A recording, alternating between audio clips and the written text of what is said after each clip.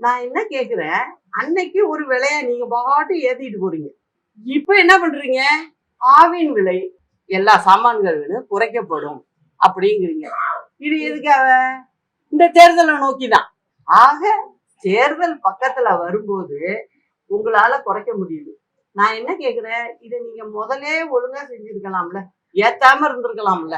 உங்க நிர்வாகத்துல நிறைய ஓட்டைகள். நிர்வாகத்தை நீங்க சரி பண்ணாலே ஜனங்க தலையில போய் இந்த கணத்தை தூக்கி வைக்க வேண்டிய அவசியம் இல்லை. ஆனா அதை நீங்க செய்யல. இதுதான் திமுக ஆட்சி.